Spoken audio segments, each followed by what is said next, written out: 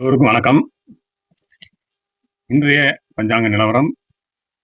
இன்று அன்பே யோகம் நிகழ்ச்சியில் பஞ்சாங்க நிலவரம் பார்க்கும் நண்பர்களே. 19/2/2026. அன்பு நேயர்களே, அன்பான வணக்கம். அன்பு அஸ்ட்ராலஜி வழங்கும் இன்றைய நாளின் சிறப்பு விருந்தினர் ராசி எது, இன்றைய நாளின் நட்சத்திர நாயகன் யார் என்பதை பஞ்சாங்க விவரம் சொல்லிவிட்டு கடைசியாக சொல்ல இருக்கின்றேன். அனைவரும் கடைசி வரை வீடியோவை பாருங்க.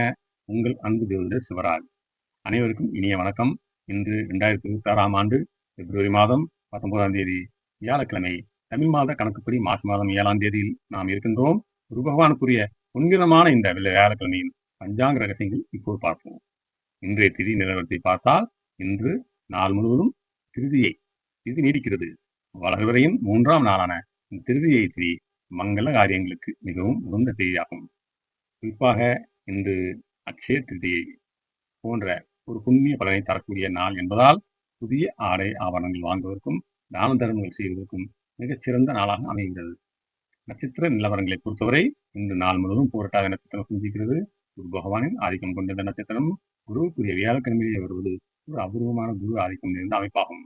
ஆன்மீக தேடல் உள்ளவர்களுக்கும் தியானம் மற்றும் மந்திர உபதேசம் உள்ளவர்களுக்கும் ஒருவருக்கும் இன்று மிக அற்புதமான நாளாக அமையும். இன்றைய யோக வளங்களை கவனித்தால் இன்று நாள் முழுவதும் சித்தயோகம் நிகழ்கிறது. நேற்று தினத்தை போலவே இன்று சித்தயோகம் நீடிப்பது ஒரு வரப்பிரசாதமாகும். புதிய தொழில் தொடங்க, வங்கி சேமிப்புகளை தொடங்க, அது சுபகாரியங்களுக்கான பேச்சுவார்த்தை நடத்த இந்த நாளை நீங்கள் தாராளமாக பயன்படுத்திக் கொள்ளலாம்.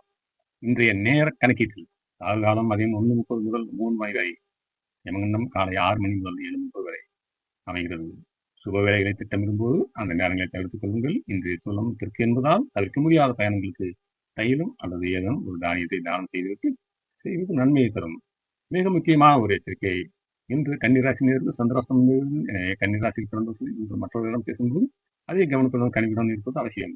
தேவையற்ற வாக்குவாதங்கள் உங்கள் மன அமைதியை குலைக்கக்கூடும் என்பதால் மனமே இன்று உங்களுக்கு சிறந்த ஆயுதம்.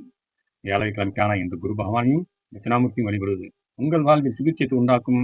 குறிப்பாக மஞ்சள் நிற மலர்களால் இறைவனை அர்ச்சிப்பது உங்களுக்கு பொருளாதார மேன்மையை தரும். இந்த நாள் உங்களுக்கு அனைவருக்கும் குருவருள் நிறைந்த நாளாக அமைய வேண்டுகிறேன். இறைவனை நன்றி.